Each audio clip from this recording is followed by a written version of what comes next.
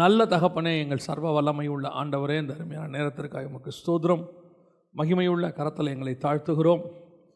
நாங்கள் கூடி வந்து உம்முடைய சமூகத்தில் உட்காரும்போது நம்முடைய வேதத்தின் மகத்துவங்களை சொல்லிக் கொடுக்கிறவராக இருக்கிறீர். துதிகளையும் ஆராதனைகளையும் அங்கீகரிக்கிற எங்கள் ஆண்டவர், உடைய வார்த்தையினால் எங்களை முடிசூட்டுகிறதற்காக உமக்கு நன்றி ஆண்டவரே. ஒரு விஷயம் எங்கள் மத்தியில் உம்முடைய சத்தம் தோணிக்கட்டும் அப்பா. உம்முடைய வார்த்தைகள் கடந்து வரட்டும். உம்முடைய வசனத்தினுடைய ஆழத்துக்குள்ளே நாங்கள் கடந்து போக கர்த்தர் கிருபை தருவீராக. நீர் பேசும் ஆவியானவரே, நீர் பேசும், நீர் மகிமைப்படும். எங்கள் ஆண்டவர் இயேசுவின் நாமத்தில் பிதாவே, அல்லேலூயா. 128ஆம் சங்கீதத்தில் நாம் 3வது வசனத்திலிருந்து செய்தியை பார்க்க போகிறோம். குறிப்பாக ஒரே ஒரு காரியத்தை நாம் பார்க்க போகிறோம். உன் மனைவி உன் வீட்டோரங்களில் கனித்தரும் திராட்சை கொடியை போல் இருப்பாள் அப்படிங்கிற ஒரு விஷயத்தில் தான் நாம் இன்றைக்கி பார்க்க போகிறோம். சில வசனங்கள் நமக்கு கொஞ்சம் பரிச்சயமான வசனமாக இருக்கும். ஆனால் அதில் இருக்கக்கூடிய சில ஆழமான காரியங்களை நாம் கவனிக்காது இருப்போம். அவ்வளோதான் அது விஷயமே. அது பரிச்சயமாக நம்ம ரொம்ப ஈஸியாக படிச்சுட்டு போயிட்டே இருப்போம். ஆனால் அது உள்ளே சில கொஞ்சம் டீப்பான விஷயங்களை கர்த்தர் வச்சுருப்பார். அதை மட்டும்தான் நம்ம கவனிக்க மாட்டோம், விட்டுருவோம். அதை சில நேரங்களில் கர்த்தர் நமக்கு வெளிப்படுத்தி கொடுப்பார். இந்த 128ஆம் சங்கீதத்தில் நம்மளை பொறுத்த வரைக்கும் இது ஒரு குடும்பம் ஆசீர்வதிக்கப்பட்டிருப்பதற்கான ஒரு சங்கீதம். ஒரு குடும்பம் எப்படி ஆசீர்வதிக்கப்பட்டிருக்கணும் அப்படிங்கிறதுக்கு ஒவ்வொன்றா ஆண்டவர் சொல்லிகிட்டே வரார். ஆனால் குடும்பம் என்பது நம்ம எல்லாருக்கும் தெரிந்திருக்கிறபடி தேவனுடைய மகா பெரிய திட்டம். குடும்பம் என்பது ஆணும் பெண்ணும் என்பது கிறிஸ்துவுக்கும் சபைக்குமான, புருஷன் மனைவி என்பது சபைக்கும் கிறிஸ்துவுக்குமான ஒரு தொடர்பு. அது அப்படியே இன்னும் கொஞ்சம் நீங்கள் அப்படி மாற்றினீங்கன்னு சொன்னால் பரலோகத்திற்கும் பூமிக்குமான ஒரு தொடர்பு, புதிய எருசலேமுக்குமான ஒரு தொடர்பு.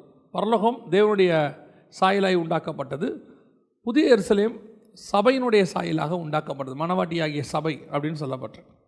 ஸோ இந்த குடும்பம் என்பது பரலோகத்தினுடைய மகா பெரிய திட்டம்.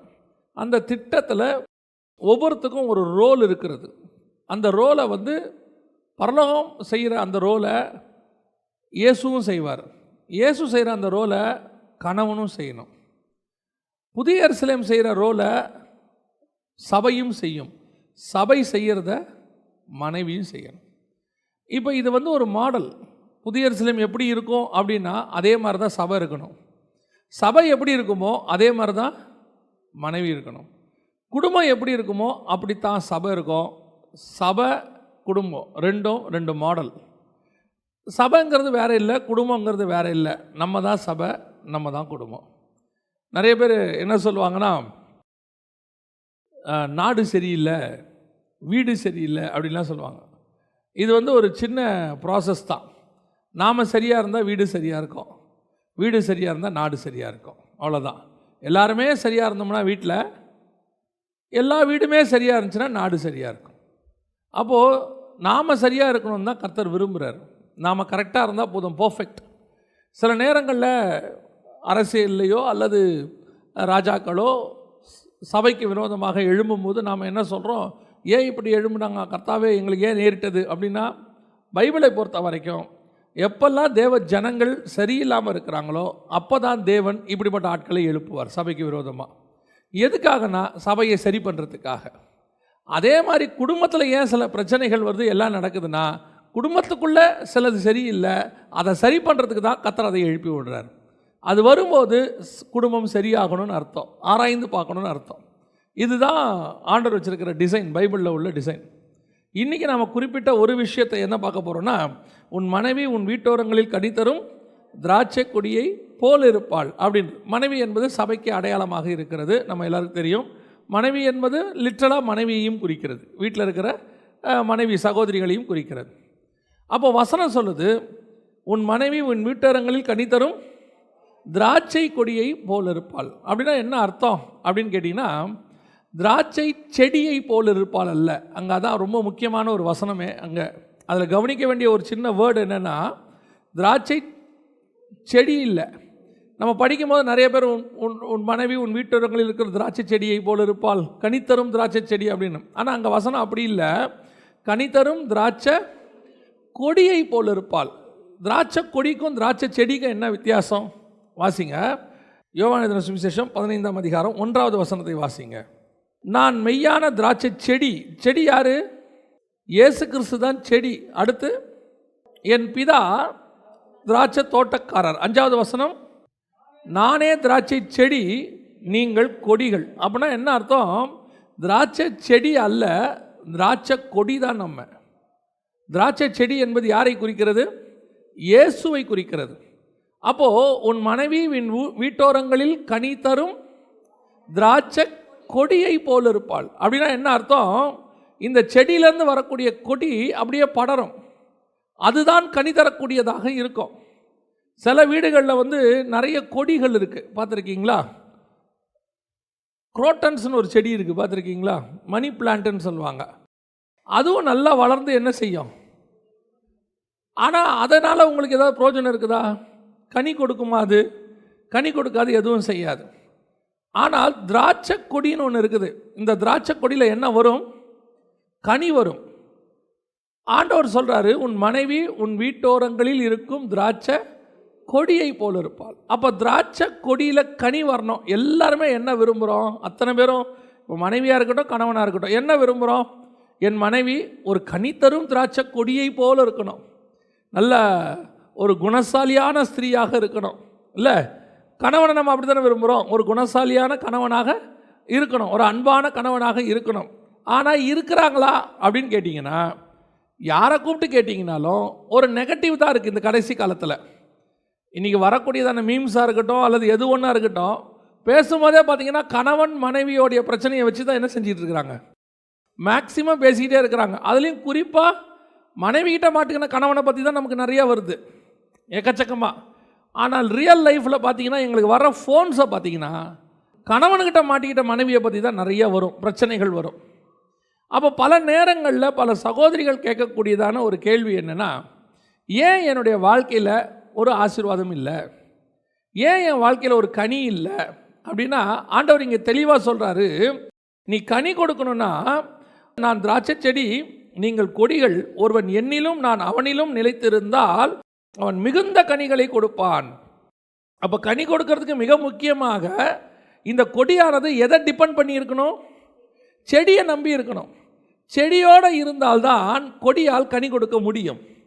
செடியோடு இல்லாவிட்டால் கொடியால் என்ன செய்ய முடியாது? கனி கொடுக்க முடியாது. இன்றைக்கி கடைசி காலம், அது நிறைய அடையாளங்கள் இருக்குது. அதில் ஒரு அடையாளம் என்னென்னா, சீர்கேடு, கொடுமை, குடும்பங்களை உடைத்தல், குடும்பங்களுக்குள்ள பிரச்சனை நிறைய இருக்குது. இன்றைக்கி ரொம்ப கேஷுவலாக சர்வ சாதாரணமாக எல்லாரும் சொல்கிற ஒரு வார்த்தை என்ன அப்படின்னா, இப்போ ரொம்ப இன்றைக்கி உள்ள ஜென்ரேஷனில் டிவோர்ஸ் பண்ணிடலாம், பிரிஞ்சிடலாம், நமக்கு ஒத்து வராது. இது ரொம்ப கேஷுவலாக. இந்த வார்த்தையை நீங்கள் ஒரு ஜென்ரேஷனுக்கு முன்னாடி கேட்க முடியாது, 2 ஜென்ரேஷனுக்கு முன்னாடி கேட்டிருக்க முடியாது. நம்ம அப்பா அம்மாக்களுக்கெலாம் பிரச்சனை இல்லாமல் இருந்துச்சா? நம்ம தாத்தா பாட்டிகளுக்கு பிரச்சனை இல்லாமல் இருந்துச்சா? எல்லாரும் பயங்கரமாக டவுன் டு எர்த்தில் தான் வாழ்ந்தாங்களா அப்படின்னா இல்லை. எல்லாருக்கிட்டையும் பிரச்சனை இருந்துச்சு. எல்லாருக்கிட்டையும் இப்போ யாருக்கிட்ட பிரச்சனை இல்லை அப்படின்னு பார்த்தீங்கன்னா, ஆதாம் ஏவாள்கிட்டே பிரச்சனை ஆரம்பிச்சிருச்சு. அந்த ஃபேமிலிக்குள்ளேயே அங்கே பிரச்சனை வந்துருச்சு. ஆனால் அதான் நான் சொல்லுவேன், ஆதாம்கிட்ட எது கெட்ட குணமோ, எது வீழ்ந்தானோ, எது வஞ்சித்தானோ, பிசாசு வஞ்சித்ததோ, ஏவாளை வஞ்சித்ததோ, ஃபேமிலியில் என்ன பிரச்சனையோ, ஆனால் அவங்க 2 பேருக்கும் சாவர வரைக்கும் ஒன்றா இருந்தாங்க. ஆண்டவர் விரட்டி விட்ட பிறகு 2 பேரும் போய் வசனம் சொல்லுது, இவன் தான் சொன்னான் தோட்டத்துக்குள்ள, நீர் கொடுத்த ஸ்திரீயானவள் என்னை வஞ்சித்தாள், பழத்தை புசிக்க கொடுத்தாள், போட்டு கொடுத்துட்டான் மனைவியை. இப்போ நியாயமாக அந்த அம்மா என்ன பண்ணியிருக்கணும்? நீ என்ன ஆண்டவர்கிட்டயே போட்டு கொடுத்துட்ட, உனக்கு எனக்கு ஒத்து வராது, நீ வடக்கே போனால் தெற்கே போகிறேன், கிழக்கே போனால் மேற்கே போகிறேன்னு சொல்லியிருக்கணுமா இல்லையா? ஆனால் வசனம் சொல்லுது 2 பேரையும் விரட்டி விட்டார். 2 பேரும் வெளியே போனாங்க. ஆதாம் ஏவாளை அறிந்தான், குமாரர் குமாரத்திகளை பெற்றார்கள். அவ்வளோ பிரச்சனைக்கு அப்புறமா அந்த குடும்பம் எப்படி இருந்திருக்குது? ஒன்றா தான் இருந்திருக்குது. 930 வருஷம் ஆதாம் வாழ்ந்திருக்கிறார். எத்தனை வருஷம் ஏவாள் இருந்தாங்கன்னு தெரியாது. 130 வயசில் தான் சேர்த்து பிறக்கிறாரு. அப்புறம் பார்த்துக்கோங்க, அவங்க பாவம் செஞ்ச பிறகு 130 வருஷம் கழித்து சேர்த்து பிறக்கிறாரு. அப்போவும் அவர்கள் ஒன்றாகத்தான் இருந்திருக்கிறார்கள்.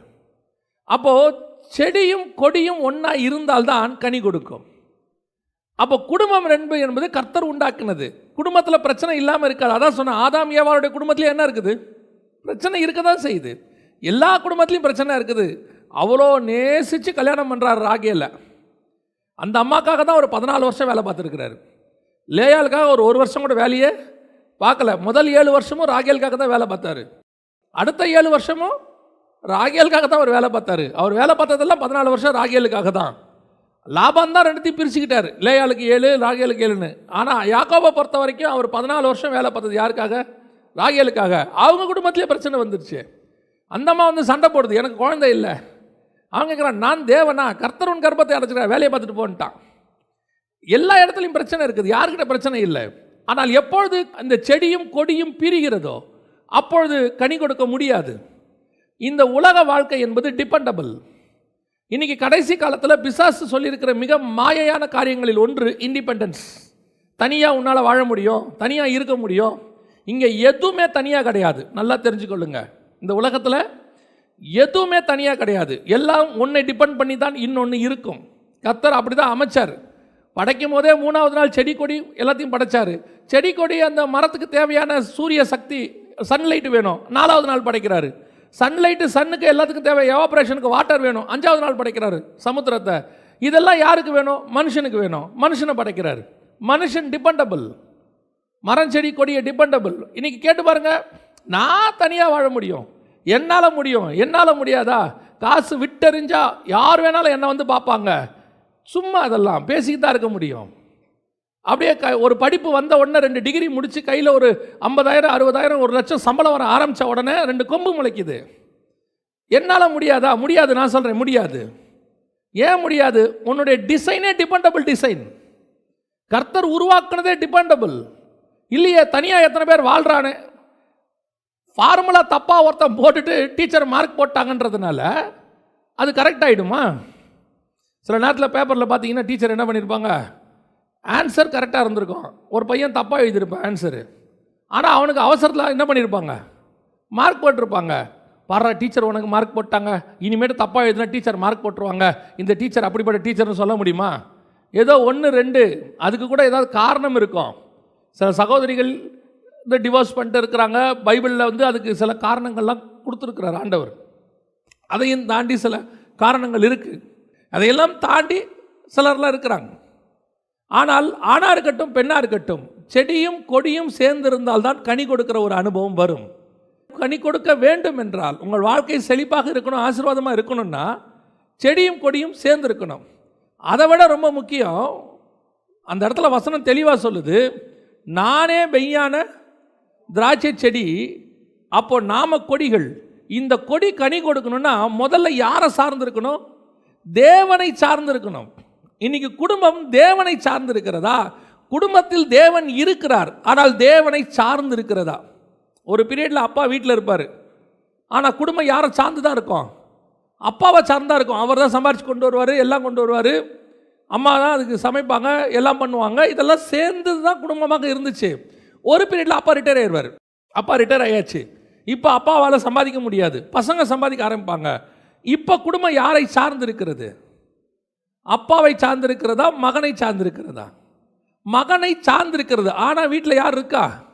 அப்பா இருக்கிறார். ஆட்டோமேட்டிக்காக அப்பாவுக்கு என்ன குறையும்? கொஞ்சம் மரியாதை குறையும். கொஞ்சம் எதிர் சுற்றி இருக்கிறவங்க சவுண்டாக பேச தொடங்குவாங்க. ஒரு காலத்தில் அப்பா தான் சவுண்டாக பேசுவார், சுற்றி இருக்கிறவங்க பேச மாட்டாங்க. ஒரு காலகட்டம் ஆக ஆக அப்பா இருப்பார், ஆனால் சார்ந்து இல்லை. அதே மாதிரி தான் இன்னைக்கு கிறிஸ்து வீட்டுக்குள் இருக்கிறார், ஆனால் வீடு கிறிஸ்துவை சார்ந்து இருக்கிறதா? ஆண்டவரை நம்பி இருக்குதா? இன்னைக்கு வீடு பலத்தை நம்பி இருக்கிறது, பணத்தை நம்பி இருக்கிறது, படிப்பை நம்பி இருக்கிறது, ஆட்களை நம்பி இருக்கிறது, எல்லாரையும் நம்பி இருக்குது. ஆனால் கிறிஸ்துவை நம்பி இருக்கிறதா? அதுதான் கேள்வி. எனக்கு நல்ல வேலைங்க, எனக்கு ஒன்றும் பிரச்சனை இல்லை, ஆண்டவர் கொடுத்துருக்கிறார், ஆண்டவர் தான் கொடுத்துருக்கிறாரு. ஆனால் நீங்கள் வேலையை நம்பி இருக்கிறீங்களா, ஆண்டவரை நம்பி இருக்கிறீங்களா? எனக்கு மாதம் 1 லட்ச ரூபா சம்பளம் வருது, எனக்கு ஒரு கவலையும் இல்லைங்க, எனக்கு வீடு சொந்த வீடு இருக்குது, எல்லாம் இருக்குது, எனக்கு ஒன்றும் பிரச்சனையே இல்லை, கர்த்தர் கொடுத்துருக்கிறார். கர்த்தர் கொடுத்துருக்கிறாரு. ஆனால் உங்கள் நம்பிக்கை எதன் மேலே இருக்கிறது? வருகிற சம்பளத்தின் மேலே இருக்கிறதா, இருக்கிற பொருள் மேலே இருக்குதா? சிலருக்கெல்லாம் ஒரு பெரிய மமதை இருக்குது. என்ன மமதை? எனக்கு சொந்த வீடு இருக்குது, பேங்க்கில் பேலன்ஸ் இருக்குது, என்னை யாரும் எதுவும் செய்ய முடியாது. இப்போவும் சொல்கிறேன், எப்பேற்பட்ட ராஜாக்களை கீழே தள்ளுறதுக்கு கர்த்தரால முடியும். உன்னுடைய எதிர்பார்ப்பு, உன்னுடைய நம்பிக்கை கர்த்தர் பேரில் மட்டும்தான் இருக்கணும். நீ சார்ந்து இருக்கிறது தேவனை சார்ந்து இருக்கணும். இன்னைக்கு என்ன ஆயிடுச்சு, கடைசி காலத்தில் இந்த அறிவு ஜாஸ்தியானதுனால, படிப்பறிவு ஜாஸ்தியானதுனால, சம்பாத்தியம் ஜாஸ்தியானதுனால இன்னைக்கு டிபெண்டபிள் அப்படிங்கிறது யாரை நோக்கி இல்லை, கர்த்தர் கொடுக்குறவங்களை நோக்கி இல்லை, கர்த்தரையும் நோக்கி இல்லை. இன்னைக்கு அதுதான் பிரச்சனை. பெண் பிள்ளைகளை படிக்க வைக்கும் போதே ஆவிக்குரிய தகப்பன்களே சொல்கிறார், நாளைக்கு அவங்க காலில் அவங்க நிற்கணும். எப்படி? அவங்க காலில் அவங்க நிற்கணும். ஆனால் அவர் மட்டும் அவர் மனைவியை வேலைக்கு அனுப்ப மாட்டார். நான் சொல்கிறது புரியுதா? அவர் மனைவியை என்ன செய்ய மாட்டார்? வேலைக்கு அனுப்ப மாட்டார். ஆனால் பொண்ணு மட்டும் எப்படி நிற்கணும்? சொந்த காலில் நிற்கணும். அப்போ மனைவி எப்படி நிற்க விட்டுருக்கணும்? சொந்த காலில் நிற்க விட்டுருக்கணும்ல. அப்போ மட்டும் வசனம் கரெக்டாக அவருக்கு ஞாபகம் வந்துருச்சு. மனைவி யாரை சார்ந்திருக்க வேண்டும்?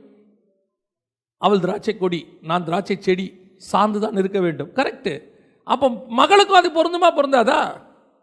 அப்போ உன் நம்பிக்கையே எப்படி ஆயிடுச்சு, உன் விசுவாசமே எப்படி ஆயிடுச்சு?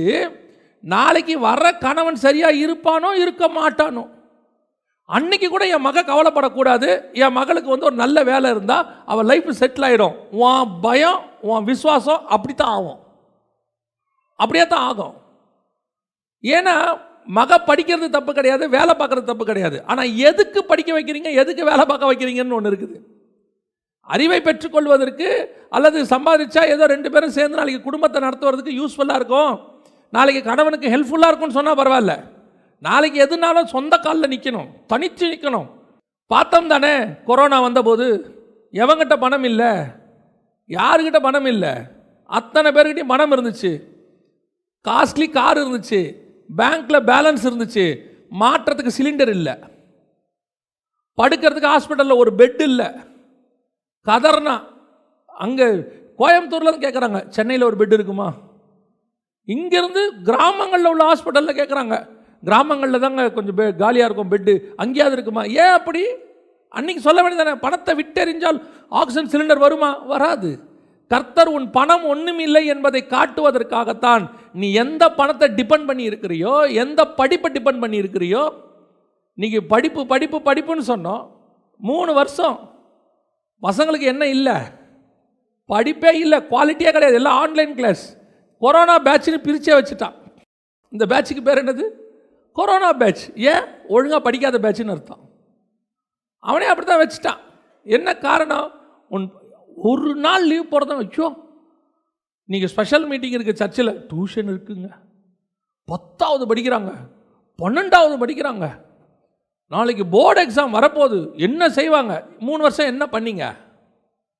என்னதான் பண்ணீங்க? எதுவும் மேன்மை இல்லை. நீ திராட்சை கொடி மட்டுமே, திராட்சை செடி இயேசு கிறிஸ்து. அதை சாராமல் உன்னுடைய சார்பு வேற எதன் மேலே இருந்தாலும் சரி, வேற எதை நீ டிபெண்டபிள் ஆகிட்டாலும் சரி, ஆண்டவர் சொல்கிறாரு நீ கனி கொடுக்கவே முடியாது உன் லைஃப்பில். அப்போ அன்னைக்கு நமக்கு கிறிஸ்தவர்களுக்கு எது சேவையாக இருந்துச்சோ இன்றைக்கி அது நமக்கு என்னவா மாறிடுச்சு? பணம் கொளிக்கும் இடமா மாறினதுனால இப்போ நம்மளே என்னவா மாறிட்டோம்? சார்பு நிலை எடுத்துட்டோம். எதை சார்ந்து? வேலையை சார்ந்து. எதை சார்ந்து? படிப்பை சார்ந்து. திருப்பியும் சொல்கிறேன், நீங்கள் தப்பாக புரிஞ்சிடாதீங்க. படிப்பு வேலை தேவையில்லைன்னு சொல்லலை. எது இருந்தாலும் நீ வெறும் கொடி மட்டுமே, செடி இல்லாமல் உன்னால் ஒன்றும் செய்ய முடியாது. நீங்கள் அதான் சொல்கிறேன், ஒரு காலத்தில் ஆண்டவருக்கு தான் இம்பார்ட்டன்ஸ், ஃபஸ்ட்டு ப்ரிஃபரன்ஸ். இப்போ சர்ச்சு எங்கே இருக்குமோ அது பக்கத்தில் தான் வீடு ஒரு காலத்தில். அதனால தான் நீங்கள் போய் பாருங்கள், நம்ம ஊர்களெல்லாம் ஊருக்கு நடுவில் சர்ச் இருக்கும். ஊருக்கு நடுவில் சர்ச் இருக்கும். ஊர் எப்படி இருக்கும்? அதை சுற்றி இருக்கும். ஏன்னா அவங்க எதுக்கு இம்பார்ட்டன்ஸ் கொடுத்தாங்க? அந்த பெல்லை அடித்த உடனே, அந்த மணி அடித்த உடனே ஆட்டோமேட்டிக்காக எல்லாரும் புறப்பட்டு கூட்டம் கூட்டமாக எங்கே வரும்? சபைக்கு வரும். ஏன்னா அவங்களுடைய வீடு அமைப்பு எல்லாம் சர்ச்சை ஃபோக்கஸ் பண்ணி இருந்துச்சு. இப்போ வீடு எல்லாமே ஸ்கூலை ஃபோக்கஸ் பண்ணி இருக்குது. பசங்களுக்கு ஸ்கூல் எங்கேயோ, பக்கத்தில் வீடு. ஏன்? லேட்டாக போகக்கூடாது, டெய்லி போயிட்டு வரணும், வசதியாக இருக்கணும். சர்ச்சு அது 10 கிலோமீட்டர் இருந்தாலும் பரவாயில்ல, அதுக்கு போயிட்டு வந்துடலாம். ஏன்? லேட்டாக போனாலும் பரவாயில்ல. 6 மணி ஆராதனைக்கு 6:15 வரலாம். ஆனால் 7:30 மணி ஸ்கூலுக்கு 7:25 உள்ளே இருக்கணும். ஏன்? படிப்பு முக்கியம். நாளைக்கு படிப்பு தான் காப்பாற்றும். படிக்காட்டி நடுத்தரில் நிற்ப, படிக்காவிட்டால் மூட்டத்துக்கு நீ சுமக்கிற ஒரு நிலைமை வரும். நான் சொல்கிறேன், வரவே வராது. ஆண்டவர் யார் யாருக்கு என்னென்ன வச்சிருக்கிறாரோ அவனுக்கு அதுதான் வரும். அதில் முன்னேறதுக்கு கர்த்தர் அவனுக்கு ஒரு வழிவாசலை வச்சிருக்கிறார். இன்னைக்கு நாம் எதை டிபெண்ட் பண்ணிட்டோம்? நான் கொடி, நான் எந்த செடியை நம்பி இருக்கிறேன்? உலகம் இன்னைக்கு படிப்பை நம்பி இருக்கிறது, உலகம் இன்னைக்கு பணத்தை நம்பி இருக்கிறது, உலகம் இன்னைக்கு ஒரு எதிர்காலத்தில் வரக்கூடியதான எது வேலை இப்பயே பிளான் பண்ணி படிக்க வைக்கிறாங்க, எல்லாம் செய்கிறோம். நம்முடைய நம்பிக்கை அதன் மேலே இருக்கிறது. ஆனால் நம்முடைய நம்பிக்கை கிறிஸ்துவின் மேலே இல்லை. நான் சார்ந்திருக்கிறது கிறிஸ்துவை. என்ன நடந்தாலும் கிறிஸ்துவை நான் சார்ந்திருக்கிறேன். அவர் என்னை நடத்த வல்லமை உள்ளவராக இருக்கிறார். அல்லேலூயா. இந்த சார்பு நிலை ப்ரிஃபரன்ஸ் மாறிக்கிட்டே வருது. இப்பவும் சொல்கிறேன், நீங்கள் இன்னைக்கு நிறைய கனி கொடுக்குறீங்க, கர்த்தர் உங்களை ஆசீர்வாதமாக வச்சிருக்கிறாரு. இந்த ஆசீர்வாதமாக வச்ச உடனே நீங்கள் என்ன முடிவு எடுக்கிறீங்க? என் பிள்ளைகளும் இந்த ஆசீர்வாதமாக இருக்கணும்னு. நான் செய்யாதெல்லாம் என் பிள்ளைகள் செய்யணும். ஆனால் நாம் இன்றைக்கி ஆசீர்வாதமாக இருக்கிறதுக்கு காரணம் என்ன தெரியுமா? நம்ம படித்த படிப்பு அல்ல. நம்ம படிச்சிருக்கிறோம், ஆனால் படிப்பு அல்ல. நம்ம சார்ந்திருக்கிற வேலை அல்ல. ஒரு நாள் நீங்களும் நானும் ஒன்றுமே இல்லாத போது கர்த்தர் கரத்தை பிடிச்சார் தெரியுமா? கரத்தை கையில் எடுத்தார் தெரியுமா? நீ என் செடியில் கொடியாக இருன்னு அட்டாச் பண்ணார் தெரியுமா? அந்த ஒலிவ மரத்தில் ஒட்ட வைக்கப்பட்ட காட்டு ஒலிவ மரமாக மாறணுமே. அன்னையிலேருந்து தான் நம்ம கனி கொடுக்க ஆரம்பித்தோம். இன்றைக்கி நமக்கு 1 லட்ச ரூபா சம்பளம் வருது, 50,000 சம்பளம் வருது. நாம் ஒரு இன்ஃப்ராஸ்ட்ரக்சர் அமைச்சிருக்கிறோம். ஆனால் நமக்கு ஒன்றுமே வராத போது நமக்கு ஒரு இன்ஃப்ராஸ்ட்ரக்சர் அமைச்சு வச்சவர் தான் நம்முடைய ஆண்டவராக இயேசு கிறிஸ்து. அன்னைக்கு இருந்த டிபெண்டன்சி இன்னைக்கு நீங்கள் ஆண்டவர் மேலே இருக்குதா? அன்னைக்கு இருந்த விசுவாசம் இன்னைக்கு இருக்குதா? இன்னைக்கு கொஞ்சம் பணம் வந்த உடனே, கொஞ்சம் நம்மளோட இன்ஃப்ராஸ்ட்ரக்சர் பெருசான உடனே ஃப்யூச்சர் பயம் வருது. என் பிள்ளைகள் எதிர்காலத்தில் என்ன செய்வாங்க? என்ன மாதிரியே நான் சின்ன வயசில் கஷ்டப்பட்ட மாதிரி கஷ்டப்படுவாங்களா? நீ சின்ன வயசில் கஷ்டப்பட்ட, ஆனால் கர்த்தர் கூட இருந்தார். உன் பிள்ளைகள் கஷ்டப்பட போகிறதில்ல, ஆனால் கர்த்தர் கூட இருப்பாரா? உங்கள் பிள்ளைகள் அந்த செடியை நம்பி இருக்குமா? இல்லை உங்கள் பிள்ளைகள் படிப்பை நம்பி இருக்குமா? பாருங்கள், இங்கேருந்து அமெரிக்கா போயிடுறாங்க. அமெரிக்கா போயிட்டு நல்லா படிக்கணும், பிள்ளைய படிக்க வச்சு, அமெரிக்காவிலலாம் நாளைக்கு படிப்பு இல்லாட்டி எதிர்காலமே இல்லை. கரெக்ட், உண்மைதான். இப்போ அந்த பையனை கூப்பிட்டு கேளுங்க, என்னப்பா நோ காடுங்கிறான், கடவுளே இல்லைங்கிறான். வெளிநாட்டில் படிக்க வச்சிருக்கிறாங்க, கடவுளை பற்றி பேசாதங்கிறான். ஏன்? படித்தாதான் அமெரிக்காவில் எதிர்காலம், படிக்காவிட்டால் அமெரிக்காவில் எதிர்காலம் இல்லை. அவனுக்கு தெரியல, படித்தாலும் அமெரிக்காவில் எதிர்காலம் கிடையாது. படிச்சுட்டும் வேலை இல்லாதவங்க அமெரிக்காவில் இருக்கிறாங்க, படிச்சுட்டும் சம்பாத்தியம் இல்லாமல் கஷ்டப்படுறவங்க இருக்கிறாங்க. அங்கேயும் அந்த நிலைமை இருக்குதுன்னு அவனுக்கு தெரிய மாட்டேங்குது. ஏன்? அவன் மைண்டில் நீங்கள் ஏற்றிட்டீங்க, பிள்ளைகள் மைண்டில் படி படி படி, படிப்பு தான், வேலை தான், சம்பாத்தியம் தான். நான் சொல்கிறேன், உன் மைண்டில் ஏசு ஏசு ஏசுன்னு ஏற்றிக்கிட்டே இருங்க உங்கள் பிள்ளைங்க மைண்டில். அந்த படிப்பு உன் பிள்ளைக்கு நாளைக்கு எதிர்காலத்தை கொடுக்குதோ இல்லையோ, கண்டிப்பாக இயேசு உன் பிள்ளைகளுக்கு எதிர்காலத்தை கண்டிப்பாக தந்துடுவார். எத்தனை பேர் படிச்சுட்டு வேலை இல்லாமல் இருக்கிறான்? நான் சொல்லுவேன், இயேசுவை ஏற்றுக்கொண்டவன் வேலை இல்லாமல் இருக்கவே முடியாது. எப்படியும் கர்த்தர் ஆசீர்வதிச்சிருவார், சோம்பேறியை தவிர. சோம்பேறியை கர்த்தர் ஆசீர்வதிக்க மாட்டார். நீ இயேசுவை ஏற்றுக்கிட்டா சர்ச்சுக்கு வந்துட்டேன்னு ஜோம் பண்ணுவோம் ஜோம் பண்ணுவோம் ஜோம் பண்ணுவோன்னு உருண்டுக்கிட்டே இருந்தால் கர்த்தர் ஆசீர்வதிக்க மாட்டார். கர்த்தர் கண்டிப்பாக ஆசீர்வதிப்பார். ஆனால் உன்னோட டிபெண்டன்சி கர்த்தர் பேரில் இருக்கணும். ராஜாவாகிறதுக்கு முன்னாடி சவுலுடைய டிபெண்டன்சி கர்த்தர் மேலே இருந்துச்சு. ஆனால் ராஜாவான பிறகு அவனுடைய டிபெண்டன்சி அவனுடைய போஸ்டிங் மேலே போயிடுச்சு. கடைசியில் ராஜாவாக இல்லாதபடிக்கு கர்த்தர் கீழே தள்ளிட்டார். உங்கள் பிள்ளைகளுக்கும் சரி, உங்களுக்கும் சரி, குடும்பத்தையும் சரி, நிறைய மனைவிமார்கள் குடும்பத்தை எப்படி நடத்துறீங்க? எதை சார்ந்து நடத்துறீங்க? வசனம் கீழே சொல்லுது, அந்த 128ஆம் சங்கீதத்தை பாருங்க, என்ன சொல்லுது? இதோ கர்த்தருக்கு பயப்படுகிற மனுஷன் இவ்விதமாய் ஆசீர்வதிக்கப்பட்டிருப்பான். எப்படி நீ இவ்விதமாய் எப்படி ஆசீர்வதிக்கப்படணும்? மனைவி யாரை சார்ந்திருக்கணும்? கர்த்தரை சார்ந்திருக்கணும். இன்னைக்கு மனைவியா இருக்கட்டும், கணவனா இருக்கட்டும், எதை சார்ந்து இருக்கிறோம்? இது ஒரு விதமான, நீங்க பார்த்துருப்பீங்க, இந்த கட்டடம் இருக்குது, ஒரு தனி கட்டடம், இதுக்கு பேர் ஒரு சர்ச், அப்படிதானே? ஆனால் ஒரு சர்ச் தான். ஆனால் இது உள்ள 100கணக்கான கற்கள் எல்லாம் சேர்ந்து என்ன பண்ணியிருக்குது? சேர்ந்து இருக்கிறதுனால தான் இது ஒரு சர்ச்சாக இருக்குது. 100கணக்கான செங்கல்கள் இதில் உள்ள இருக்குது. அதே மாதிரி ஒரு குடும்பம் எல்லாராலும் சேர்ந்து கட்டப்படுவதுதான் என்னது? ஒரு குடும்பம்.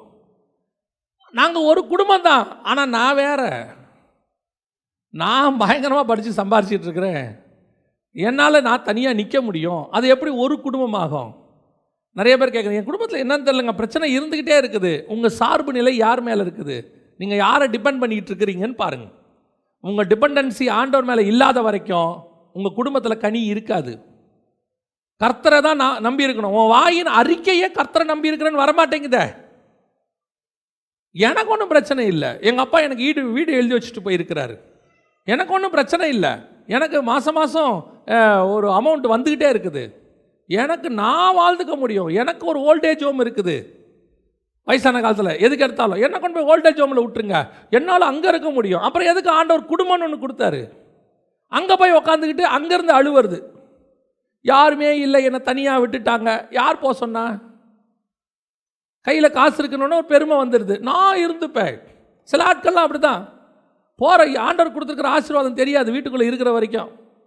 நான் அப்படி இருப்பேன், இப்படி இருப்பேன். நல்லா தெரிஞ்சுக்கொள்ளுங்க, கணவனாக இருக்கட்டும் மனைவியாக இருக்கட்டும், செடியும் கொடியும் சேர்ந்து இருந்தால் தான் குடும்பத்துக்கு நல்லது. தனியாக இருந்துச்சு எது வேணாலும் மேய வரும். இப்பவும் சொல்கிறேன், எது வேணாலும் மேய வரும். நிறைய குடும்பம் நாசமானது அங்கே தான் இருக்குது. நீயும் மனைவியும் செடியும் கொடியுமா இல்லாமல் தனியாக இருக்கிறீங்க தெரிஞ்சிருச்சுன்னா எந்த மிருகமாவது உள்ளே வரும். யாருக்கும் தெரியாமல் நினைக்காதீங்க, பிசாசுக்கு தெரியும், யாரையாவது அனுப்பி விடுவான். இன்றைக்கி நிறைய குடும்பம் நாசமானது அங்கே தான் இருக்குது. என்னால் தனியாக இருக்க முடியாது. திருப்பியும் சொல்கிறேன், நீ இருந்தினா எந்த மாடாவது ஆடாவது உன்னை மேய வரும். நாளைக்கு வாழ்க்கை நாசமாக போகி எல்லாம் போகி கடைசியாக நீங்கள் இதுக்கு அது எவ்வளவோ பெட்டர் அப்படிங்கிற முடிவுக்கு நீங்கள் வர்ற மாதிரி கர்த்தர் பண்ணிடுவார். ஒன்று மட்டும் தெரிஞ்சுக்கணும், கர்த்தர் தான் செடி, நான் வெறும் அதை சார்ந்திருக்கிற கொடி. நான் கனி கொடுக்குறேங்கிறதுனால எனக்கு தனி பலன் ஒன்று கிடையவே கிடையாது. என்னுடைய சார்பு நிலை எப்பவுமே யார் மேலே இருக்குது? கர்த்தர் மேலே இருக்குது. ஒரு வசனம் இருக்குது, வாசிங்க. உன்னத பாட்டின் புஸ்தகம் 8ஆம் அதிகாரம் 5வது வசனத்தை வாசிங்க. தன் நேசர் மேல் சாய்ந்து கொண்டு வனாந்தரத்திலிருந்து வருகிற, யோசித்து பாருங்க, இப்போ அவர் எங்கே வந்துக்கிட்டு இருக்கிறாரு? வனாந்தரத்தில் வந்துக்கிட்டு இருக்கிறாரு. வனாந்தரம் என்பது நம்ம எல்லாருக்கும் தெரியும். நீங்கள் அந்த 5ஆம் அதிகாரத்தில் வாசினாலும் வனாந்தரத்தில் வருகிற இவர் யார் அப்படின்னு அவரை பற்றி இருக்கும். 2வது 8ஆம் அதிகாரத்தில் வனாந்தரத்திலிருந்து வருகிற, அவர் மேல் சாய்ந்து கொண்டு வருகிற இவள் யார்? இப்போது மணவாளன் எங்கே இருக்கும் போதும் நம்ம கூட இருக்க முடியும். மணவாளன் தோட்டத்தில் இருக்கும்போது தோட்டத்தில் இருக்க முடியும். மணவாளன் ஏற்கனவே உன்னத பாட்டில் தோட்டத்தில் இருக்கிறார், தோட்டத்தில் இருக்க முடியும்.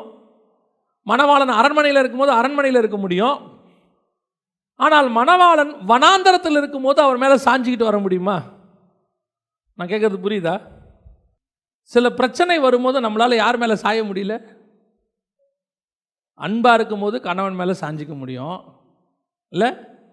சண்டை வரும்போது தூக்கி அடிக்க தானே முடியும், சாயவா முடியும்? ஆனால் வசனம் சொல்லுது, வனாந்திரத்தில் நேசர் மேல் சாய்ந்து வருகிற யார் இவளோ? வனாந்திரத்தில் நேசர் மேல் சாய்ந்து, அதான் ரொம்ப முக்கியமான ஒரு விஷயம். நம்மளால் வனாந்திரத்தில் சாய்ச்சி வர முடியாது. இது ஒரு மாதிரி கஷ்டமான சூழ்நிலை. இந்த சூழ்நிலையில் கணவன் மேலே சாஞ்சிட்டு வர்றதுங்கிறது கஷ்டமான ஒரு விஷயம் பிரச்சனை வரும்போது. ஆனால் வசனம் சொல்லுது, மணவாட்டியாகிய சபை எப்போ மணவாளன் மேலே சாஞ்சிட்டு வருதா? வனாந்தரத்தில், கஷ்ட சூழ்நிலையில், உபத்திரவத்தில், வேதனையில் நீ யார் மேலே சாஞ்சு கொள்ளணும் தெரியுமா? கர்த்தர் மேலே சாஞ்சு கொள்ளணும். நீ சாய்ந்து கொள்ளும் போது அந்த சூழ்நிலையிலும் நீ மிகுந்த கனி கொடுக்க முடியும். அல்லேலூயா. இன்றைக்கி நம்ம யார் மேலே சாஞ்சிக்கிட்டு இருக்கிறோம்? உபத்திரம் வரும்போது இஸ்ரவேல் ஜனங்களுக்கு வனாந்தரத்தில் உபத்திரம் வந்துச்சு. உபத்திரம் இல்லை, தேவை வந்துச்சு, கொஞ்சம் ஒரு தேவை. 2 மாதம் ஆகிப்போச்சு, 1.5 மாதம் ஆகிப்போச்சு, கொண்டு வந்த சாப்பாடெலாம் முடிஞ்சிருச்சு. கேட்குறான், என்னென்ன வனாந்தரத்தில் சாவடிக்கவா கொண்டு வந்த? பசிக்குது. ஆண்டவர்கிட்ட சாதாரணமாக கேட்டாலும் கொடுத்துட போகிறார் பரவாயில்லன்ட்டு. சில ஆட்கள்லாம் பார்த்தீங்கன்னா அந்த கஷ்டத்தில் கூட இருக்கிறது கஷ்டம், அந்த சாஞ்சி கொள்ள முடியாது, அட்ஜஸ்ட் பண்ண முடியாது. ஆனால் பைபிள் சொல்லுது, உபத்திரவத்தில் நீ கர்த்தர் மேலே சாஞ்சு கொள்ளு, அதை தான் கர்த்தர் விரும்புகிறார். இப்போது ஈசாக்கு இருக்கிறாரு, விதைக்கிறாரு, துறவை தோன்றாரு, அவன் எடுத்துகிட்டு போயிடுறான். ஆனாலும் ரெபேக்கா ஒரு வார்த்தை பேசணும்னு அங்கே என்ன செய்யாது? இருக்காது, எதுவுமே இருக்காது. ஒரு துறவுக்கு 2 துறவு, 2 துறவுக்கு 3 துறவு, எடுத்துகிட்டு போங்க, பிரச்சனை ஆகி போச்சு, வாக்குவாதம் பண்ணாங்க. ஆபிரகாமத்தை எடுத்துகிட்டு போயிட்டாங்க. எல்லாத்துலேயும் சரி, அவ்வளோத்துலேயும் அட்ஜஸ்ட் பண்ணி அந்த அம்மா என்ன செய்யுது? கூடவே இருக்குது. அதுதான் வனாந்தரத்தில் சாய்ந்து கொள்ளுகிற அனுபவம் நேசர் மேலே. நான் வெறும் சகோதரனுக்கு சொல்லலை, நம்ம வாழ்க்கையே சரி, உபத்திரம் வரும்போது கர்த்தர் மேல் சாய்ந்து கொள்ளுகிறவங்களாக இருக்கணும். நாம் சந்தோஷமாக இருக்கும்போது சாய்ந்து கொள்ளுவோம், பிரச்சனை வரும்போது முறுக்கி கொள்ளுவோம். அது மனித இயல்பு. கர்த்தர் எதிர்பார்க்குற இயல்பு என்னென்னா, நீ வனாந்தரத்துலையும் என் மேலே சாஞ்சிக்கோ, கஷ்டத்துலையும் என் மேலே சாஞ்சிக்கோ. நான் உன்னை இந்த கஷ்டத்தில் நடத்துகிறேன் நீ நினைக்காத, உன் கூட நானும் இந்த வனாந்தரத்தில் நடந்து வந்துக்கிட்டே இருக்கிறேன். அன்ரிசர்வ்டில் நீங்கள் மட்டும் போல அவரும் தான் கூட வந்துக்கிட்டு இருக்கிறார். நிறைய பேருக்கு அது என்னை இப்படி அன்ரிசர்வ்டில் கூப்பிட்டு வந்துட்டீங்களே அப்படின்னா, அந்த ஆளும் கூட தானே வந்துருக்குறாங்க. உங்களை அன்ரிசர்வ்டில் விட்டுட்டு அந்த ஆள் ஏசியில் வந்தால் நீங்கள் சொல்கிறது நியாயம். அவரும் கூட எங்கே தான் வர்றாரு? அதே அன்ரிசர்வ்டில். நீங்களாவது சீட்டில் உட்காந்துருக்கிறீங்க, அந்த ஆள் உட்கார கூட மாட்டார், சீட்டு கிடைக்காது. கிடைக்கிற ஒரு சீட்டை யாருக்கு கொடுத்துட்டாரு? உங்களுக்கு கொடுத்துட்டாரு. அவர் நீங்கள் என்ன நினைக்கிறீங்க? அன்ரிசர்வ்டில் கூப்பிட்டு வந்து நான் புக் பண்ண சொன்னேன், திட்டிகிட்டே இருக்கிறீங்க. நீங்கள் அதை என்ன யோசிக்கலை, நானாவது உட்காந்துருக்கிறேன், அந்த ஆள் நின்றுக்கிட்டு வரான். இதே அன்ரிசர்வ் தான். சரி, நம்ம சொன்னதை அந்த ஆள் கேட்கல, ஆனால் நம்ம கூட பிரச்சனையில் கூடவே இருக்கிறானே, அது வரைக்கும் சந்தோஷம். அதுதான் சொன்னேன், தோட்டத்தை விட்டு விரட்ட போது கூட ஆதாமும் ஏவாளும் என்ன பண்ணாங்க? ஒன்றா போனாங்க. அதுதான் சார்ந்திருக்கிற நிலைமை. ஆண்டவர் சொல்கிறாரு, நன்மையில் மாத்திரம் சார்ந்திருக்கக்கூடாது, வனாந்திரத்திலும் என்ன செய்யணும்? சார்ந்திருக்கிறவளாய் நாம் காணப்பட வேண்டும். அதான் சபைகிட்ட கர்த்தர் எதிர்பார்க்குற மிக முக்கியமான ஒரு விஷயம். அல்லேலூயா. அப்படி நீங்கள் சார்ந்திருக்கும் போது நீங்கள் கனி கொடுக்கிறவர்களாக இருக்கிறீர்கள். நீங்கள் நிலைத்திருந்தால் நீங்கள் மிகுந்த கனி கொடுப்பீங்க. இப்போ நீங்கள் என்ன கனி கொடுக்குறீங்க? அதுதான் கேள்வி. கர்த்தர் கனியை எதிர்பார்க்குறாரு, மிகுந்த கனியை எதிர்பார்க்குறாரு. என்ன கனி கொடுக்குறீங்க? வாசிங்க, ஏசாயா தீர்க்கதரிசன புத்தகம் 5ஆம் அதிகாரம் 2வது வசனத்தை வாசிங்க. அவர் அதை வேலி அடைத்து அதிலுள்ள கற்களை பொறுக்கி அதிலே நற்குல திராட்சை செடிகளை நட்டு அதன் நடுவில் ஒரு கோபுரத்தை கட்டி அதில் ஆலையையும் உண்டு பண்ணி அது நல்ல திராட்சை பழங்களை தரும் என்று காத்திருந்தார். அதுவோ கசப்பான பழங்களை தந்தது. அப்படிதான் ஆண்டவர் ஒரு தோட்டத்தை உருவாக்குற மாதிரி தான் வீட்டை உருவாக்குறோம். ஒரு வீட்டை கொண்டு வந்து கல்யாணம் பண்ணி எல்லாம் பண்ணி செட் பண்ணி வீடை அரேஞ்ச் பண்ணி எல்லாம் பண்ணிவிட்டு இப்போ என்ன எதிர்பார்க்குறோம்? வீட்டுக்குள்ளேருந்து நல்ல கனி கொடுக்கும் என்று அவர் காத்திருந்தார். ஆனால் 7வது வசனம் வாசிங்க. 7வது வசனம், சேனைகளின் கர்த்தருடைய திராட்சை தோட்டம் இஸ்ரவேலின் வம்சமே, அவருடைய மன மகிழ்ச்சியின் நாற்று யூதாவின் மனுஷரே, அவர் நியாயத்துக்கு காத்திருந்தார். 2வது வசனத்தில் எதுக்கு காத்திருந்தார்? நல்ல கனிக்கு காத்திருந்தார். நல்ல கனினா என்ன? அவர் நியாயத்திற்கு காத்திருந்தார். கசப்பான பழங்களை தந்தது. எது கசப்பான பழம்? இப்போ 7வது வசனம், அவர் நியாயத்துக்கு காத்திருந்தார், இதோ கொடுமை, நீதிக்கு காத்திருந்தார். அப்போ கர்த்தர் எதிர்பார்த்த நல்ல கனி நீதி, நியாயம். ஆனால் வீட்டுக்குள்ளே வரக்கூடியதான கசப்பான கனி எது? எது? கொடுமை, முறைப்பாடு. இன்னைக்கு இந்த 2 கனிகளில் எந்த கனி வீட்டுக்குள்ளே இருக்குது? நாம் எல்லாருமே கிறிஸ்துவைத்தான் நம்பிக்கிட்டு இருக்கிறோம். எல்லாருமே கிறிஸ்துவை சார்ந்திருக்கிற குடும்பம் தான். அவர் தான் செடி, நாம தான் கொடி.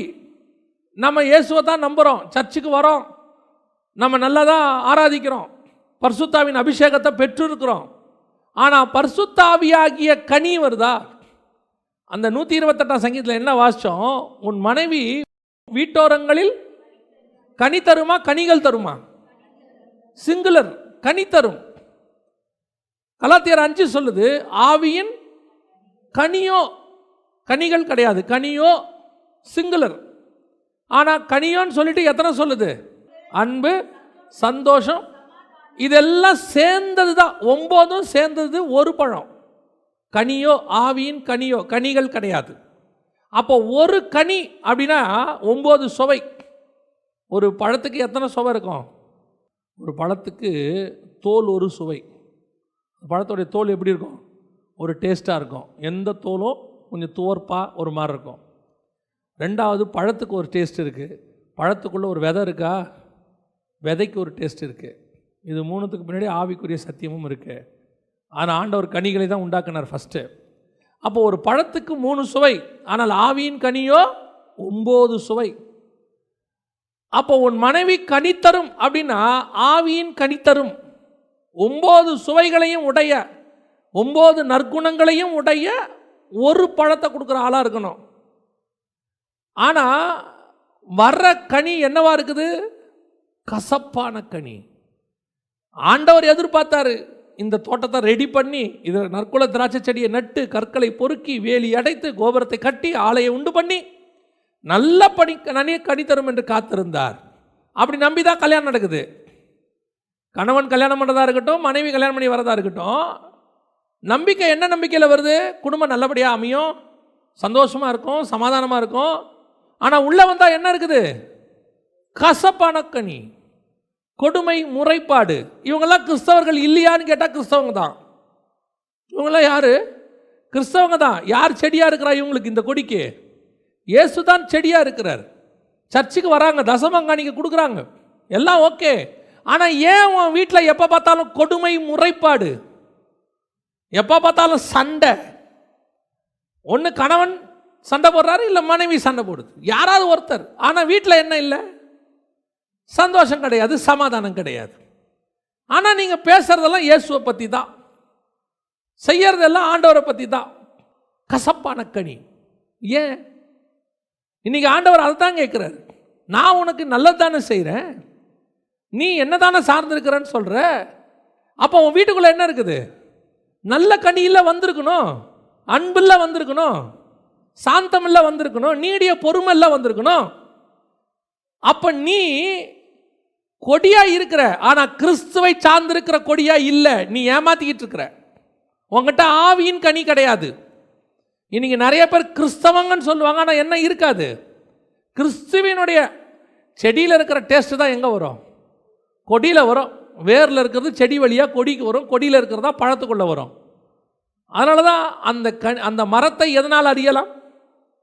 கனிகளால் அறியலாம். கனி நல்லா இருந்துச்சுன்னா மரம் நல்லா இருக்குன்னு அர்த்தம். அப்போ இன்னைக்கு நான் எதை வச்சு என் குடும்பத்தை கனெக்ட் பண்ணிக்கிட்டு இருக்கிறேன்? ஆசீர்வாதத்தை வச்சு கனெக்ட் பண்ணுறேன்னா, வீடு வாசலை வச்சு கனெக்ட் பண்ணுறேன்னா, இல்லை எனக்கு இருக்கிற அந்தஸ்து, போஸ்டிங் எல்லாரை வச்சு கனெக்ட் பண்ணுறேன்னா? கர்த்தரை உன் வீட்டை எதில் ஆசீர்வதிச்சிருக்கிறாரு? எனக்கு காரு கொடுத்துருக்கிறாரு, எல்லாம் கர்த்தரை நல்லா ஆசீர்வதிச்சிருக்கிறாரு. ஆனால் உன் வீட்டில் சமாதானம் இருக்குதா? இன்னைக்கு எத்தனை வீடு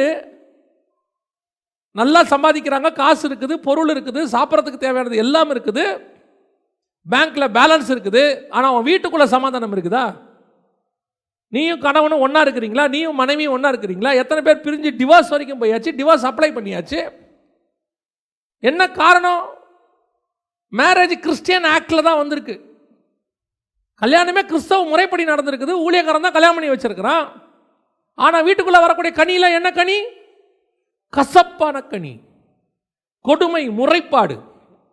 இஸ்ரவேல் ஜனங்கள்கிட்ட ஆண்டவர் எவ்வளவு அன்பா இருக்கட்டுமே, முறைப்பாடு.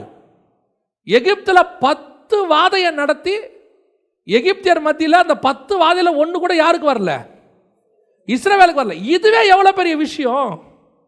செங்கடலை பிளக்கிறாரு, அக்னி ஸ்தம்பம், மேகஸ்தம்பம் வருது. இவ்வளோ அற்புதத்தை செய்கிற ஆண்டவரை பார்த்து முறைப்பாடு.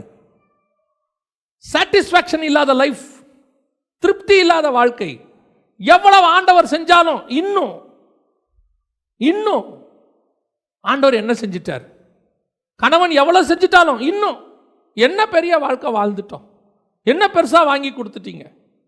மனைவி எவ்வளவு கஷ்டப்பட்டாலும் என்ன பெருசா ஒன்று கிழிச்சிட்ட. உன் வாழ்க்கையில் கடைசி வரைக்கும், சாவர வரைக்கும் நிம்மதி வரவே வராது. ஏன்னா நீ ஒரு கசப்பான கனி.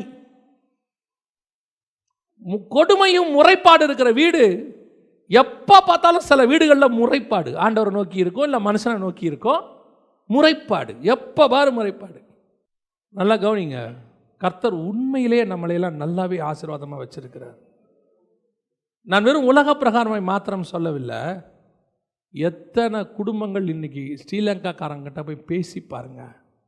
கணவன் உயிரோடு இருக்கிறானா இல்லையானே தெரியாது, பிள்ளைகள் எங்கே இருக்கிறாங்கன்னே தெரியாது, யுத்தத்தில் செதறி போய் யார் யார் எங்கே இருக்காங்கன்னே தெரியாது. ஒரு மனுஷன் அன்றைக்கி பேசிகிட்டு இருக்கும்போது சொல்கிறாரு, என் பிள்ளைகளை இனி தேடணும், எங்கே இருக்கிறாங்கன்னு தேடணும். நான் ஏற்றி அமுச்சிட்டேன், முதல்ல போட்டில் போகும்போது அமுச்சிட்டேன், அவங்க இப்போ எங்கே இருக்கிறாங்கன்னு எனக்கு தெரியாது, சொல்லிக்கிட்டு இருக்கிறேன், இந்த மாதிரி இருந்தால் சொல்லுங்கன்னு. ஆண்டவர் உனக்கு எனக்கு ஒரு நல்ல குடும்பத்தை கொடுத்துருக்கிறாரு, வாழ்கிறதுக்கு நல்ல ஒரு வாய்ப்பை கொடுத்துருக்கிறாரு, உனக்கு 3 வேளை சாப்பிட்றதுக்கு ஆகாரம் கொடுத்துருக்கிறாரு. திருப்தி இல்லாமல் இஸ்ரவேல் ஜனங்களை போல கொடுமை முறைப்பாடு செஞ்சுக்கிட்டே இருந்தீன்னா ஆண்டவர் சொல்கிறாரு, நீ கசப்பான கனிகளை கொடுத்தது. கசப்பான கனி கொடுத்தா என்ன பண்ணுவாராம் தெரியுமா ஆண்டவர்? வாசிங்க, முடிக்கலாம். 15ஆம் அதிகாரம் 6வது வசனம், யோவான் எழுதின சுவிசேஷம். நிலைத்திராவிட்டால் வெளியே எரியுண்ட கொடியை போல அவன் எரியுண்டு உலர்ந்து போவான். அப்படிப்பட்டவைகளை சேர்த்து அக்னியிலே போடுகிறார்கள், கடைசியில் வெளியே தூக்கி எரிஞ்சிடுவார் ஆண்டவர். வெளியே தூக்கி போட்டுருவார். நீ எது உனக்கு ஆசீர்வாதமாக இருக்குதுன்னு நினைக்கிறியோ அதிலிருந்து கர்த்தர் உன்னை எடுத்துருவார். எதை நீ டிபெண்டபிளாக இருக்கிறியோ, கணவன் இல்லாட்டி பரவாயில்ல, மனைவி இல்லாட்டி பரவாயில்ல, இது இருக்குது நான் பொழைச்சிப்பேன். சிலர்லாம் அம்மா வீட்டில் அப்பா வீட்டில் பயங்கர ஒரு டிபெண்டபிளாக இருந்த உடனே புறப்பட்டு, எனக்கு என்ன, எங்கள் அப்பா இருக்கார், எங்கள் அம்மா இருக்காங்க, உடனே புறப்பட்டு. அந்த காலத்தில் இருந்த அப்பா அம்மாலாம் இல்லை, அவங்க என்ன பண்ணுவாங்க தெரியுமா? வரும்போதே கேட்பாங்க, யார் யாரெல்லாம் வரீங்கன்னு கேட்பாங்க. அந்த அம்மா கிளம்பும் போது சொல்லுவோம், நான் புறப்படுறேன் அப்படின்னு. யார் யாரெல்லாம் வரீங்க? நான் மட்டும்தான். ஏன் இல்லை வந்து சொல்கிறேன், வராதேன்னு பாரு அவங்க அப்பா. நீ வராத, வந்தா 2 பேருமா வாங்க, அப்படி இல்லைன்னா நீ அங்கே இரு, நான் வரேன் பாரு. இப்போ இருக்க அப்பா வந்துரு, பார்த்துக்கலாம், பேசிக்கலாம். சரி பண்ண தெரில பாருங்க அவனுக்கு. பிரச்சனை எங்கே இருக்காது? எல்லா வீட்லையும் என்ன செய்யும்? பிரச்சனை இருக்கும். எப்போ உன்னை கல்யாணம் பண்ணி கொடுத்தாங்களோ அது உன் குடும்பம் ஆயிடுச்சு. நீ அதை தான் டிபெண்ட் பண்ணி இருக்கணும். நீ எதை டிபெண்ட் பண்ணியிருக்கிற? உடனே எங்கள் அப்பா இருக்காரு, எங்கள் அம்மா இருக்காங்க, எனக்கு யாரும் இல்லையா? எனக்கும் சொந்தக்காரர் இருக்காங்க, போய் தான் பாருங்க. 1 நாள் 2 நாள் மரியாதை, 1 மாதம் 2 மாதம் ஆச்சு, சரி பண்ண முடியாத இடத்துக்கு போயிடும். ஆண்டவர் உனக்கு கொடுத்துருக்கிறாரு, கல்யாணம் ஆயிடுச்சு, அதுக்கப்புறம் உன் குடும்பத்தை நீ பத்திரமா என்ன செய்யணும்? பார்க்கணும். நிறைய பேர் எனக்கு தாய் தகப்பன் இருக்கிறாங்க, அண்ணன் தம்பி இருக்கிறாங்க. ஆண்டவர் சொல்கிறார், வெளியே தூக்கி எறிஞ்சிருவேன். எதை நீ ரொம்ப பாதுகாப்புன்னு நினச்சிட்டு இருக்கிறியோ அதை விட்டே கர்த்தர் எடுத்துருவார். எந்த அப்பா அம்மா உனக்கு பாதுகாப்பு, எந்த அண்ணன் தம்பி உனக்கு பாதுகாப்பு, எந்த வேலை பாதுகாப்பு, எந்த சம்பாத்தியம் பாதுகாப்பு நீ நினச்சிட்டு இருக்கியோ கர்த்தர் என்ன பண்ணிடுவார்? அதிலிருந்து வெளியே தள்ளிடுவார். நிறைய பேருக்கு அதான் நடந்துகிட்ருக்குது. போய் முதல்ல ஒப்புரவாகுங்க, ஆண்டவரோடையும் ஒப்புரவாகுங்க, குடும்பத்தோடும் ஒப்புரவாகுங்க. குடும்பத்தோட ஒப்புரவாகுனா சில சூழ்நிலைகள் இருக்குது, பைபிள் சொன்ன சில சூழ்நிலைகள் இருக்குது. அது நிமித்தம் நீங்கள் வந்திருப்பீங்க. பாருங்கள், கணவன் இறந்து போயிட்டு சில மனைவிகள்லாம் இருக்காங்க. அவங்க எவ்வளோ கஷ்டப்பட்டு வாழ்க்கையை நடத்துகிறாங்கன்னு அவங்கக்கிட்ட போய் கேளுங்க, தெரியும். மனைவி இறந்துட்டு கணவன் வந்து சந்தோஷமாக இருப்பார் நம்ம நினைக்கிறோம். ஒரு 75-80 வயசு ஒருத்தர், மனைவி இறந்துட்டாங்க, நானும் 6 மாதமாக பார்க்குறேன், அழுதுனே இருக்கிறார் இன்னும். எனக்கு அவரை பார்த்தா ஆச்சரியமாயிருச்சு. இப்போ அவரை கேட்டேன், ஏன் பெரியப்பா இப்படி அழுவுறீங்க அப்படின்னு. அவ்வளோ நேசிருக்கிறார் பாருங்க. அந்த அம்மா இல்லாத போது தான் அவருக்கு என்ன தெரியுது, அதோடைய அருமை தெரியுது. சில ஆட்களுக்கு இருக்கும்போது என்ன செய்ய மாட்டேங்குது, தெரிய மாட்டேங்குது. போன பிறகு தான் என்ன பண்ணுறான். ஆனால் அவர் உண்மையில் இருக்கும்போதே நல்லா தான் பார்த்துருக்கிறார் அந்த அங்கிள். எதுக்கு சொல்கிறேன், சில நேரத்தில் எதை நாம் டிபெண்டபிளாக நினைக்கிறோமோ கர்த்தர் என்ன பண்ணிடுவார், வெளியே எடுத்து போட்டுருவாராம். எரியுண்டு போகும். கடைசியில் வசனம் சொல்லுது, அக்கினியில் எரிந்து போமா, அவைகள்லாம் நெருப்பில் நரகத்துக்கே போயிடுமா. டிவோர்ஸ் பண்ணுறவங்களுக்கு நிறைய பேருக்கு தெரிய மாட்டேங்குது, அது தேவனுடைய சித்தம் இல்லை. பிரச்சனை வந்தாலும் போராட்டம் வந்தாலும் ஓடிக்கிட்டே தான் இருக்கணும், சால்வ் பண்ணிகிட்டே தான் இருக்கணும். பேசி ஈஸி சால்வ் பண்ணி ஓட்டத்தை என்ன செஞ்சிடணும். சில அப்படி என்ன கஷ்டப்பட்டு ஓடணும், உடனே அடுத்ததை பார்த்துட்டு போகலாமே. எத்தனை பார்த்துக்கிட்டு போவீங்க உலகத்தில், இப்படி மாற்றிக்கிட்டே எத்தனைக்கு போவீங்க? இல்லை, ஆண்டவர் நமக்கு அப்படி சொல்லவே இல்லை. கல்யாணம் பண்ணுறதுக்கு முன்னாடி நல்லா யோசிக்கணும், யோசிச்சு கல்யாணம் பண்ணிடணும். கல்யாணம் பண்ணிட்டீங்களா, வாட் எவர் இட் இஸ், ஓட்டத்தை ஓடித்தான் முடிக்கணும். கஷ்டப்பட்டாவது என்ன செய்யணும், ஓடணும். ஏன், நீ இங்கே கஷ்டப்பட்டாலும் நீ ஓடினதுக்கு கர்த்தர் அங்கே உனக்கு ஒரு பலனை கொடுப்பார். இங்கே பலன் இருக்குதோ இல்லையோ, அவன் என்ன ஆண்டவர் என்ன நினைப்பா தெரியுமா, அவ்வளோ உபத்திரத்துக்கு நடுவில் உண்மையும் உத்தமாக ஓடி முடிச்சிட்டான். பிச்சுக்கிட்டு போகாமல் என்ன பண்ணிட்டான், ஓடி முடிச்சிட்டான்னு கத்தர், இது நிமித்தம் கத்தர் என்ன செய்வார்? இது ஒரு ஆசீர்வாதம். நமக்கு வேற என்ன உபத்திரம் இருக்குது? பவுலை போல பட்டணங்கள் தூரம் அடிக்கப்பட்டோமா? இல்லைன்னா வாளால் அறுப்புண்டு போனோமா? பசியா, பஞ்சமா, பட்டினியா? ஒன்றும் இல்லை. கூட ஒன்று தப்பாக மாட்டிக்கிச்சு, அவ்வளோதானே. ஓடி முடிச்சிருவோம். அப்படியே அட்ஜஸ்ட் பண்ணி ஓடி முடிச்சு கர்த்தர்கிட்ட போய் சந்தோஷமாக என்ன செஞ்சிருவோம்? பலனை வாங்கிடுவோம். அதுதான் நல்லது. இல்லாவிட்டால் ஒன்று மாற்றி ஓடிக்கிட்டே இருந்தீங்கன்னா இங்கே வேணா உங்களுக்கு அந்த சந்தோஷம் கிடைச்சிரும், இழந்தது உலக பிரகாரமாக. ஆனால் தேவனுக்கு முன்பாக நிற்கவே முடியாது, நியாயத்தீர்ப்பில் நிற்க முடியாது, அக்கினியிலே எரியுண்டு போகும். அல்லேலூயா. நிறைய ஊழியக்காரங்கிட்ட பேசும்போது நான் கண்டுபிடிச்ச ஒரு விஷயம், அவங்க ஊழியங்கள் ஏன் ஆசீர்வதிக்கப்பட்டிருக்கு, அவங்க மனைவி எல்லாரும் பர்ஃபெக்டா அப்படின்னு கேட்டிங்கன்னா, கணவன் எல்லாம் பர்ஃபெக்டானா இல்லை, எல்லாருக்கும் பிரச்சனை இருக்குது. நிறைய ஊழியக்காரங்க, பெரிய பெரிய ஊழியக்காரங்க குடும்பத்தில் கூட பிரச்சனை இருக்குது. ஆனால் அதுக்கு நடுவில் அவர்கள் அதோடு கூட ஓடி முடிச்சிட்டாங்க. அதனால் கர்த்தர் அவங்களை ஆசீர்வதிச்சிட்டார். அல்லேலூயா. கடைசியாக ஒரே ஒரு வசனத்தை மட்டும் வாசிங்க, முடிக்கலாம். 8வது வசனம் வாசிங்க, 15:8. நீங்கள் மிகுந்த கனிகளை கொடுப்பதினால் என் பிதா மகிமைப்படுவார், எனக்கும் சீஷராய் இருப்பீர்கள். இப்படி உண்மையா கனி கொடுக்குறவங்களா இருந்துட்டீங்கன்னா நரகத்துக்கு தப்பிக்கிறீங்க, கனி கொடுக்குறீங்க, அதெல்லாம் ஒரு பக்கம். உங்கள் மூலமாக பிதா மகிமைப்படுவார். அதுக்கு தான் ஆண்டவர் நம்மளை வச்சிருக்கிறார். நான் எப்பவும் சொல்லுவேன், வீட்டுக்குள்ளே நிறைய பிரச்சனை இருக்கும், எல்லாருக்கும் இருக்கும், எனக்கும் உண்டு, எல்லாருக்கும் உண்டு. ஆனால் வெளியே குடும்பமாக வரும்போது ஒரு ஆசீர்வாதம் இருக்குது இல்லையா? ஃபேமிலியாக வரதுங்கிறது ஒரு ஆசீர்வாதம் தான். சில இடத்துக்கு தனியாக போகிறோம், அது வேறு விஷயம். இப்போ ஊழியத்துக்கு போகிறோம், தனியாக போகிறோம், சில இடத்துக்கு தனியாக போகிறோம், அது வேறு விஷயம். ஆனால் அவங்க குடும்பமாக இருக்கிறாங்கன்னு கேட்குறதே ஒரு கர்த்தர் அவங்கள இணைச்சாரு. அடித்தாங்களோ பிடிச்சாங்களோ கடைசி வரைக்கும் என்ன செஞ்சுக்கிட்டு இருக்கிறாங்க? ஓடிட்டே இருக்கிறாங்க. அவருக்கு டிவோர்ஸ் ஆகிடுச்சிங்க, இது 2வது கல்யாணம். அவர் ஏற்கனவே 2 டிவோர்ஸ் ஆகி இது 3வது கல்யாணம். கேட்க நல்லா இருக்கா? எப்படி இதில் பிதா மகிமைப்படுவார்? இதில் எங்கேயாவது வேத வசனத்துக்கான உண்மைத்தன்மை இருக்குதா? அதான் நான் திருப்பியும் சொல்கிறேன், கல்யாணம் பண்ணுறதுக்கு முன்னாடி நல்லா யோசிங்க, ஜெபம் பண்ணுங்கள், உபவாசம் பண்ணுங்கள், தேவ சித்தமானு கேளுங்க. கல்யாணம் பண்ணிட்டீங்களா, அதுக்கப்புறம் யோசிக்கவே கூடாது, அவ்வளோதான். ஜபத்தோ அதை விட ஒருவேளை சரியா இல்லைன்னு உங்களுக்கு தோணுதா, அதை விட ஜபத்தோடு அதை ஓட்டணும். ஜபத்தால் மாறாதது ஒன்றும் இல்லை. ஒருவேளை உங்களுக்கு சரியாக படலன்னு தோணுதா, நல்லா ஜெபம் பண்ணுங்க. ஆனால் கனி கொடுக்குறவங்களா மாறிடுங்க.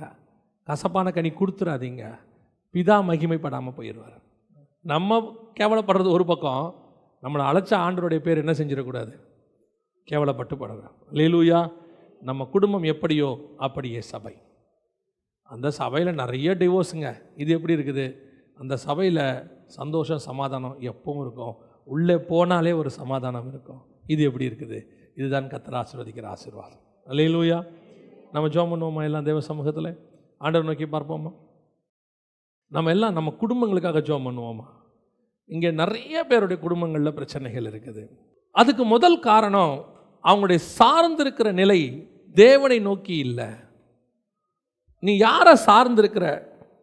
உங்ககிட்ட எல்லாம் இருக்குது, இருந்தாலும் நீ கர்த்தரை தான் சார்ந்திருக்கணும். நீ எப்போ உன்னுடைய வேலையை சார்ந்துட்டு கணவன் தேவையில்லை, என் பிள்ளைகளை என்னால் வளர்த்துக்கொள்ள முடியும் அப்படின்னு உன் வாயில் வார்த்தை வந்துட்டாலே நீ அந்த செடியோட இல்லைன்னு அர்த்தம். உனக்கு எவ்வளோ பெரிய வேலை, எவ்வளோ ஆசீர்வாதம், பணம் இருந்தாலும் நீ சொல்லணும், கர்த்தருடைய கிருபையினால நான் ஓடிக்கிட்டு இருக்கிறேன், அவர் தான் என் குடும்பத்தை நடத்திட்டு இருக்கிறாரு, இன்னைக்கும் என் குடும்பம் நிர்மூலம் ஆகாமல் இருப்பது கர்த்தருடைய கிருபை. ஏன் ஞானம் இல்லை, அறிவு இல்லை, பொறுமை இல்லை. நிறைய பேர் நினைக்கிறாங்க, நான் ஏதோ பொறுமையாக போயிட்டு இருக்கிறதுனால குடும்பம் நடந்துட்டு இருக்குது, நான் மட்டும் கொஞ்சம் கோவப்பட்டா நீ தேவனை விட்டு பிரிஞ்சு போயிடுவே, அவ்வளோதான். உனக்கு அந்த பொறுமையை கொடுத்ததே ஆவியானவர் தான். உன் குடும்பத்தை பிரிய விடாமல் இன்னைக்கு முப்புரி நூலா 3வது நபராக நிற்கிறது யாரு? கர்த்தர். பிரச்சனை இருக்கு, இல்லைன்னு சொல்லலை, எல்லா குடும்பத்திலையும் பிரச்சனை இருக்கு. ஆனால் அந்த பிரச்சனையை சால்வ் பண்ணுற தேவன் உன் வீட்டுக்குள்ளேயே தான் இருக்கிறார். எப்படியாவது உன்னை ஓட்டிடுவார் ஆண்டவர், கண்டிப்பாக உன்னை காப்பாற்றிடுவார். ஆண்டவர் சமாதானத்தின் தேவன் தானே, ஒரே குழப்பத்தின் ஆண்டவர் கிடையாது. நீ பிரச்சனைக்குள்ளே இருக்கணும்னு கர்த்தர் விரும்பவே இல்லை. ஏதோ ஒரு சூழ்நிலையில் நீங்களும் நானும் கொடுமை முறைப்பாடுக்குள்ளே வந்துட்டோம். ஆண்டவர் சொல்கிறார், நீ மிகுந்த கனி கொடுக்கிறவனாய் மாற முடியும், நீ என்னில் நிலைத்திரு, என் சுபாவத்தை நீ கேளு, என்னை போல நீ மாறு, நீ கடைசியில் பிதாவை மகிமைப்படுத்துகிறவனாய் மாறிடுவ. நம்ம எல்லாரும் அப்படி இருந்தோம்னா நம்ம சபையும் அப்படி இருக்கும். நம்ம சபை அப்படி இருந்தால் அநேகருக்கு முன்பாக சாட்சி கொடுக்குற சபையாக மாறிடும். ஒப்பு கொடுப்போமா தேவ சமூகத்தில்? ஆண்டவரே, என் முழு குடும்பத்தையும் நான் ஒப்பு கொடுக்குறேன். ஆண்டவரே, நாங்கள் நினச்ச மாதிரி இல்லை தான், ஆனாலும் எங்களை நீர் நடத்த வல்லமை உள்ளவராய் இருக்கிறீர். என் பிள்ளைகளை நடத்த நீர் வல்லமை உள்ளவராய் இருக்கிறீர். ஆண்டவரே, நாங்கள் கொடிகளாக இருக்கிறோம் என்பதை ஒவ்வொரு நாளும் நினைக்கிறோம். ஆண்டவரே, நாங்கள் தன்னிச்சையாக செயல்படவே முடியாது. ஆண்டவரே, தனித்து செயல்படவே முடியாது. ஆண்டவரே, நாங்கள் ஒரு கொடியோடு கூட இணைக்கப்பட்டிருக்கிறோம், ஒரு செடியோடு கூட இணைக்கப்பட்டிருக்கிறோம். அந்த செடி மெய்யான திராட்சை செடி இயேசு கிறிஸ்து. நீங்கள் தான்ப்பா, உங்களுக்குள்ளே தான் நாங்கள் இணைக்கப்பட்டிருக்கிறோம். நாங்கள் உமக்குள்ளே இணைஞ்சிருக்கிறது போல் எங்கள் குடும்பங்களும் இணைஞ்சே இருக்கட்டும். ஆண்டவரே, நீரும் பிதாவும் ஒன்றாக இருப்பது போல் நாங்களும் ஒன்றாக இருக்க எங்களுக்கு கிருபை பாராட்டுங்கப்பா. ஒப்பு கொடுத்து ஜெபம் பண்ணுவோமா? ஜெபிக்க விரும்புகிறவங்களாம் கரங்களை ஆண்டவருக்கு நேராக உயர்த்தி உங்கள் குடும்பங்களை, பிள்ளைகளை, கணவன் மனைவியை ஒப்பு கொடுத்து ஜெபம் பண்ணுங்க. எங்கள் சர்வ வல்லமை உள்ள தகப்பனே, இந்த அருமையான நேரத்திற்காக உமக்கு ஸ்தோத்திரம். மகிமையுள்ள கரத்தில் தாழ்த்துகிறோம். ஆண்டவரே, நீ நம்பி கொடுத்ததான குடும்பத்தை முடிவு பரியந்தம் நடத்த தேவையான கிருபையை கட்டளையிடுங்கப்பா. எங்கள் சுய ஞானமோ, அறிவோ, பலனோ, பணமோ, படிப்போ, ஆண்டவரே, எங்ககிட்ட இருக்கிற ஆஸ்தியோ நடத்தாது. உங்களுடைய கிருபை மாத்திரம்தான் நம்பும். ஆண்டவரே, நாங்கள் உங்களுடைய நாமத்தை மகிமைப்படுத்துவதற்காக அழைக்கப்பட்டவங்க. ஆண்டவரே, அநேகர் கண்களுக்கு முன்பாக தூஷிக்கிறவர்களாய் காணப்படாதபடிக்கு, பிரிந்திருக்கிறவர்களாய் காணப்படாதபடிக்கு, அநேக கண்களுக்கு முன்பாக நாங்கள் இணைந்திருக்கிறவர்களாக, சந்தோஷம் உள்ளவர்களாக, அநேகருக்கு சாட்சியாய் நிற்க எங்களுக்கு கிருபை பாராட்டுங்கப்பா. பொறுப்பெடுத்துக்கொள்ளும். இங்கே இருக்கிற ஒவ்வொரு குடும்பங்களையும் ஒப்புக் கொடுக்கிறோம். ஒவ்வொருத்தரையும் கர்த்தர் ஆசீர்வதிப்பீரா. மகிமையுள்ள கரத்தில் தாழ்த்துகிறோம் எங்கள் ஆண்டவர் இயேசுவின் நாமத்தில் பிதாவே.